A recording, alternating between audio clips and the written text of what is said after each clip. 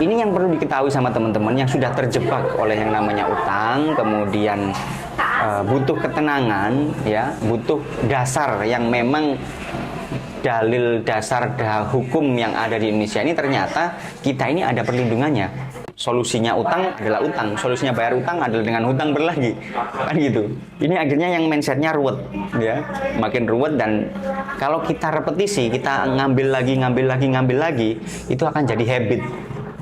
Kalau sudah jadi habit, jadi kebiasaan, nanti jadi nasib. Nasibnya apa? Ya, makin terpuruk dengan hutangnya, ya kan?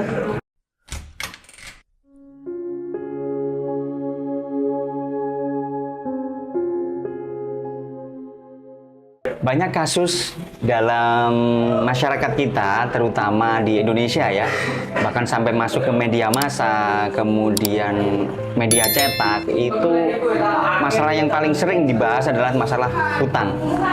Orang-orang yang terjerat hutang bahkan sampai dengan di tingkat depresi, di tingkat perceraian, ya, bercerai dengan keluarganya, bahkan ada yang sampai di tingkat yang fatal, yaitu bunuh diri.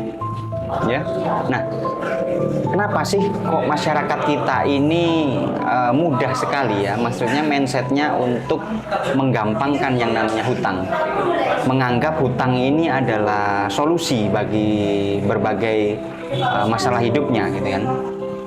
Contoh, untuk mau berusaha atau mau membuat usaha saja harus butuh modal, dan pada saat butuh modal maka larinya ke hutang, gitu kan. Dan kita tahu sendiri bahwasanya di Indonesia ini, di negara kita itu sangat subur sekali yang namanya hutang tanpa jaminan, terutama, ya, itu apalagi yang disebut dengan pinjaman online, gitu ya. Dan pinjaman online ini sangat-sangat subur di Indonesia, bahkan ada yang disebut pinjamannya ini ilegal, gitu. Nah, pinjaman online ilegal, kemudian pinjaman tanpa jaminan, ini sebenarnya bisa jadi dampak positif dan dampak negatifnya. Tapi saya dari kacamata saya memandang hutang itu adalah sebuah dampak yang negatif sebenarnya, ya, karena menganggap mindset kita ini akhirnya memudahkan yang namanya berhutang, ya. Padahal yang namanya utang ini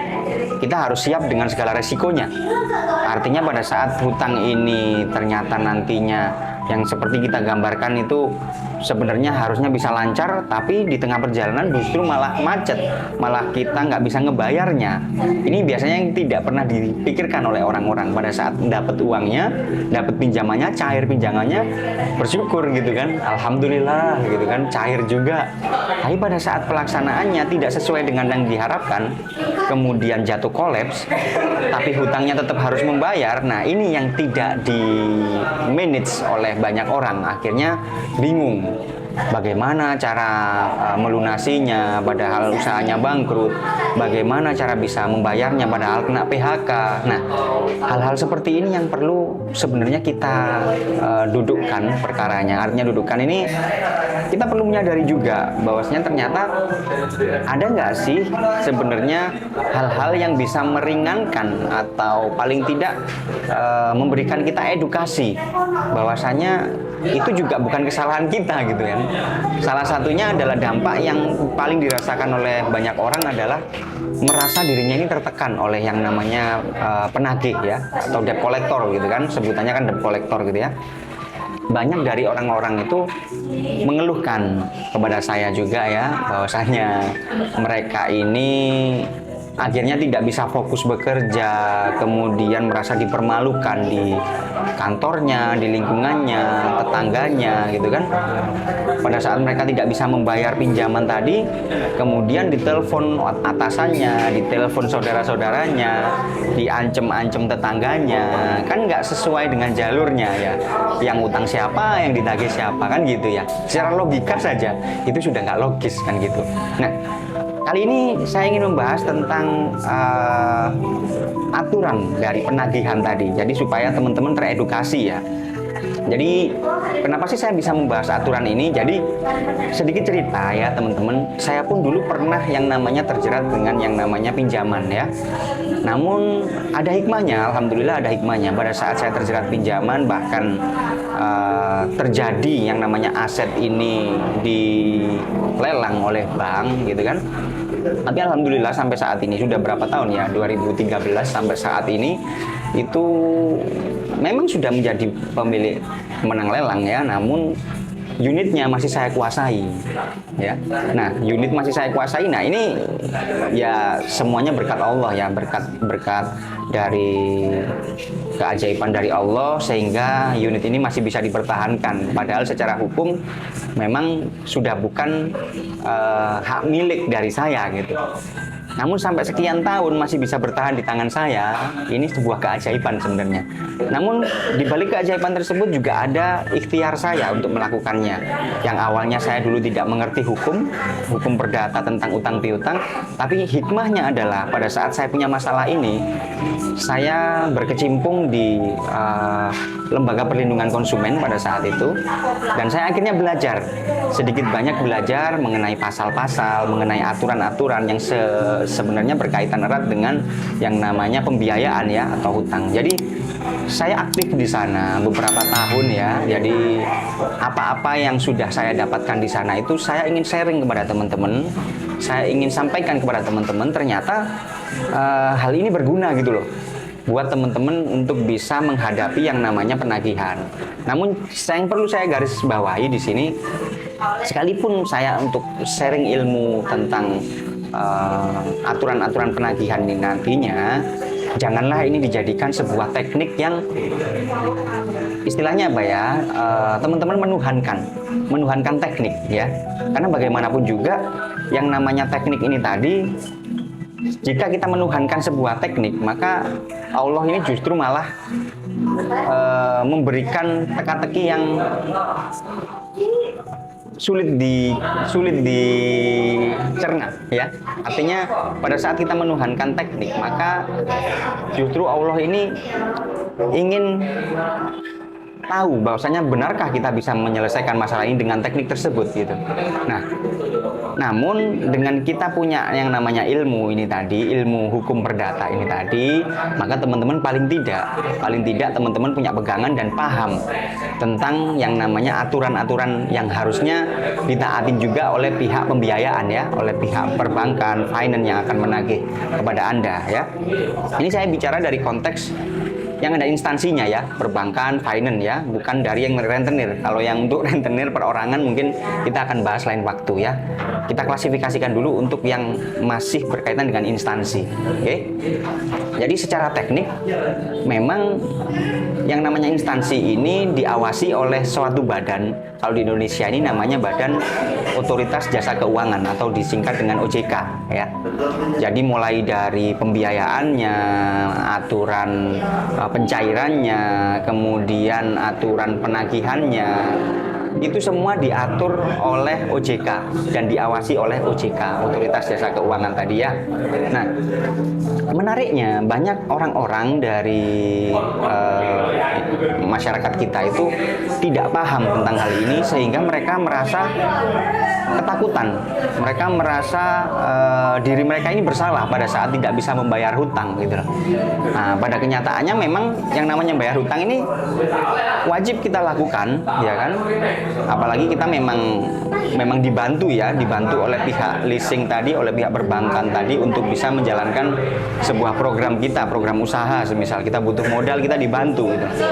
Namun kenyataannya pada saat kita macet di tengah perjalanan usaha kita, itu memang di luar rencana kita, betul kan? Pada saat hal di luar rencana kita terjadi, maka kita tidak bisa berbicara apapun.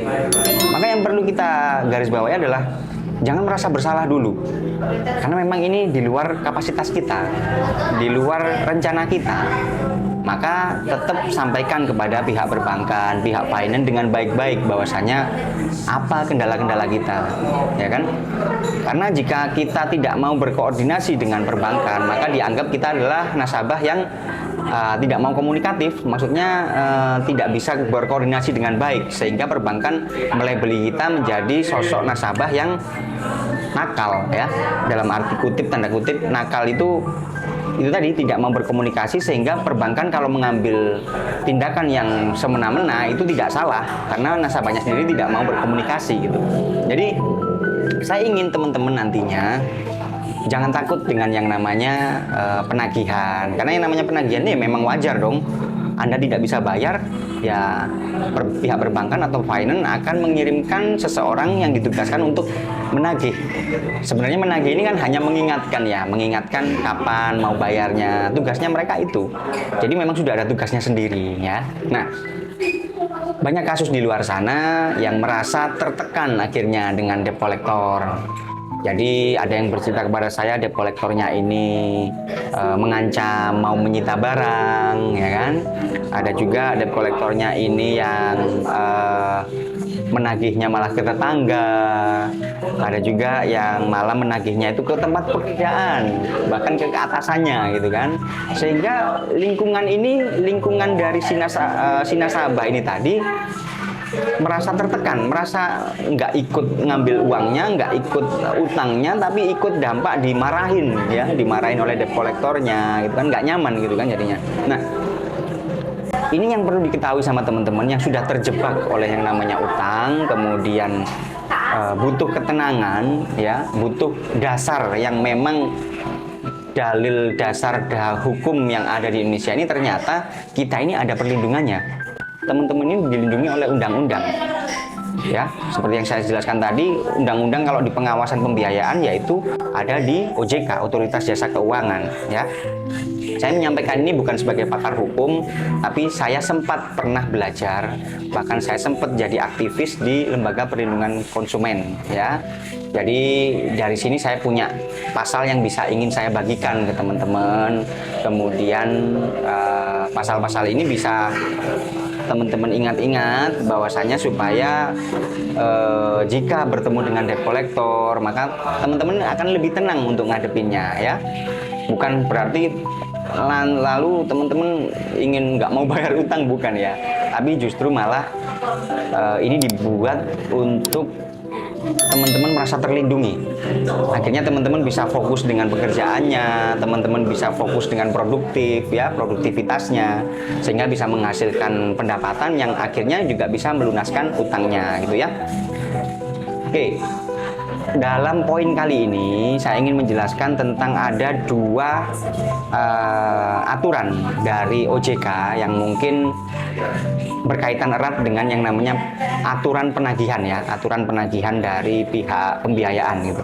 Yang pertama adalah peraturan OJK nomor 22 tahun 2023. Dan yang kedua adalah PUJK nomor 35 tahun 2018. Nah, yang disebutkan di sana adalah aturan tentang yang pertama aturan penagihan. Nah, di aturan penagihan tersebut disebutkan dalam pasal tersebut maksimal waktu yang bisa dilakukan oleh debt collector untuk menagih seseorang itu adalah maksimalnya di jam 8 malam. Nah, ya ini perlu dicatat ya, jam 8 malam. Jadi kalau ada penagih yang datang ke tempat Anda, datang di atas jam 8 malam, itu Anda boleh ya dengan berat hati menolaknya. Bilang aja, besok Pak silakan kembali lagi gitu ya. Besok aja Pak, sekarang sudah di atas jam 8, aturannya cuma maksimal jam 8 Pak ya. Sampaikan begitu. Kalau Anda paham tentang keilmuannya seperti ini, Anda harus berani mengungkapkan ya. Tujuan Anda bukan untuk ngemplang utang. Tujuan Anda juga bukan untuk tidak mau membayar, tapi tujuan Anda adalah sama-sama saling mengingatkan aturan-aturan yang ada. Aturan Anda sebagai nasabah harus ngebayar, itu tetap harus Anda pegang, dan aturan dari penagih juga harus bisa dipegang. Kita hanya saling mengingatkan gitu ya. Itu yang pertama, tentang aturan penagihan jam 8 maksimalnya ya. Kemudian ada yang kedua adalah etika penagihan. Dalam pasal tersebut disebutkan etika penagihan. Bagaimana sih etika yang benar sebenarnya dalam penagihan itu? Yang pertama adalah tidak boleh ada yang namanya ancaman ya. Intimidasi, ancaman, kekerasan, kemudian apalagi ya, mempermalukan, itu tidak diperbolehkan. Dalam pasal tersebut tidak diperbolehkan yang namanya itu tadi. Seringkali dari debt collector itu kan yang paling sering adalah mempermalukan ya, mempermalukan di hadapan keluarganya, bahkan keluarganya ditelepon, dibilangin kalau berhutang, mau bayar kayak gitu kan. Nah, ini memang beban psikologi tersendiri memang ya. mereka ditekan oleh debt collector dengan cara mempermalukan ke keluarga, mempermalukan ke atasan, sehingga akhirnya mereka akan memilih utang lagi. Biasanya gitu, karena orang ruwet gitu kan, dia nggak punya solusi lagi, nggak ada lagi yang dijaminkan. Biasanya mereka akan mengambil jalur cepat, yaitu apa? Biasanya ke pinjaman online, biasanya begitu. Dengan pinjaman online cair diberikan ke si debt collector si A tadi, akhirnya jadi apa? Bola salju. Pada saat jadi bola salju, pinjam yang lain, utang yang lain untuk membayar hutang. Padahal di sini juga ada bunganya. Kalau terlambat juga ada dendanya, gitu kan? Ini yang akhirnya menjadikan orang itu nggak selesai-selesai hutangnya. Justru makin banyak, makin besar, apalagi ditambahin denda dan bunga. Ya, nah ini teman-teman. Jadi karena ketakutan kita terhadap debt collector tadi, karena ketakutan kita takut dipermalukan ke keluarga, ke pekerjaan, akhirnya kita mengambil tindakan yang di luar nalar, ya.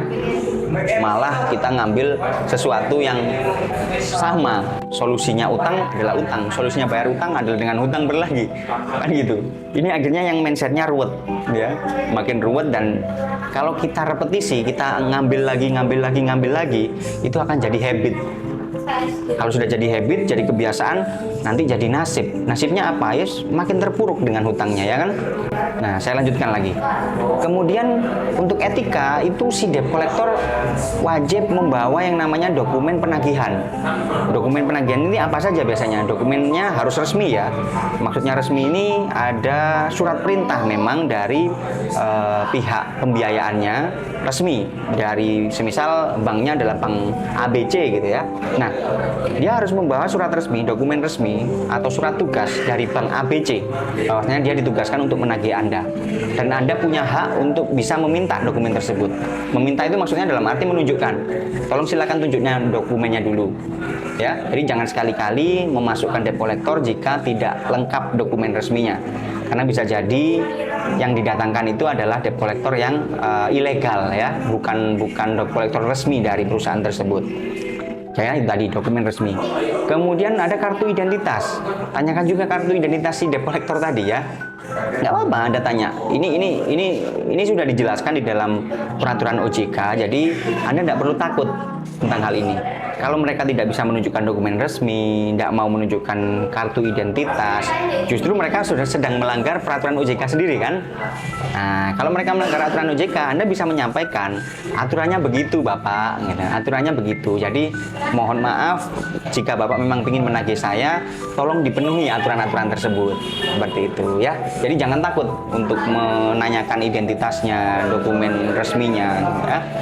Kemudian yang ketiga adalah harus ada sertifikat profesi juga. Nah, jadi ternyata profesi penagihan ini juga ada sertifikatnya loh, teman-teman.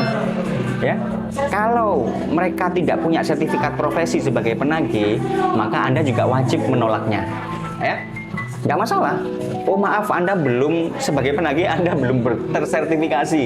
Jadi mohon maaf, saya belum bisa menerima Anda sebagai petugas yang diminta untuk menagih saya, ya. Itu disebutkan juga dalam peraturan OJK, ya kan.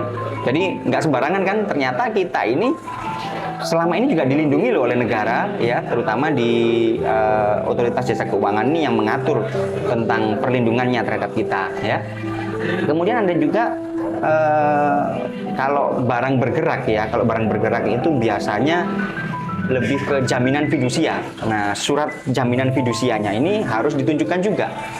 Jangan sampai di tengah perjalanan kemudian dikeroyok sama debt collector, kemudian direbut, ya, unitnya gitu kan, biasanya gitu. Nah, kalau kita paham tentang hukum, maka kita harus bisa meminta dokumen-dokumen itu tadi, terutama kalau untuk barang bergerak adalah bukti fidusia, jaminan fidusia. Nah, kalau memang dia punya jaminan fidusia, maka suruh menunjukkan dulu. Kalau memang jaminan fidusianya adalah sesuai dengan unit yang Anda bawa, maka ya memang sudah lengkap, ya, data-datanya. Nah, itu untuk etika penagihan. Untuk berikutnya, yang pertama tadi apa ya? Waktu penagihan, ya. Waktu penagihan sudah. Kemudian etika penagihan sudah. Yang ketiga adalah tentang kerjasama pihak ketiga dengan bank, ya. Nah, pihak ketiga dengan bank ini terkait dengan tanggung jawabnya, ya. siapa yang bertanggung jawab jika ada debt collector yang mungkin semena-mena dengan nasabah, mengintimidasi nasabah, kemudian menakut-nakuti nasabah? Siapa yang bertanggung jawab? Apakah debt collectornya ataukah perbankannya, gitu kan? Ternyata di aturan OJK disebutkan jika si debt collector ini tadi melakukan kesewenang-wenangan terhadap nasabah, maka yang paling bertanggung jawab secara hukum adalah pihak pembiayaannya, yaitu bisa banknya atau finance, leasing, ya, itu yang bertanggung jawab, ya, bukan debt collectornya. Berarti si debt collector tadi belum teredukasi dengan baik oleh perbankannya, belum tersertifikasi sehingga melakukannya secara kriminal, ya, kita nyebutnya seperti itu. Yang berikutnya adalah harus juga memiliki surat izin dari perusahaan terkait.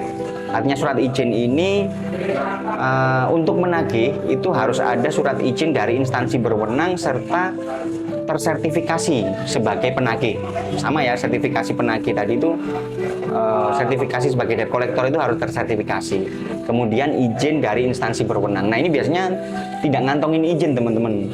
Debt collector ini pada saat ingin menarik sebuah unit itu mereka tidak izin kepada yang berwenang dulu biasanya. Nah, ini yang kita perlu tahu dulu dari penagih. Kalau memang si penagih ini mau mengambil unit, harusnya secara baik-baik ya, datang ke rumah secara baik-baik, menunjukkan dokumennya lengkap. Nah, itu baru kita tidak bisa mengelak karena memang sudah aturannya, gitu kan. Tapi kalau di tengah perjalanan kemudian mereka dengan tidak membawa izin dari instansi terkait, kemudian mereka tidak membawa surat tersertifikasi mereka sebagai kolektor, ya kan? Ini kan berarti ada sesuatu yang mereka tutup-tutupi. Mereka tidak taat kepada aturan yang sudah dibuat oleh OJK, kan gitu ya. Nah, maka dari situ kita bisa menolak untuk dilakukan tindakan tersebut.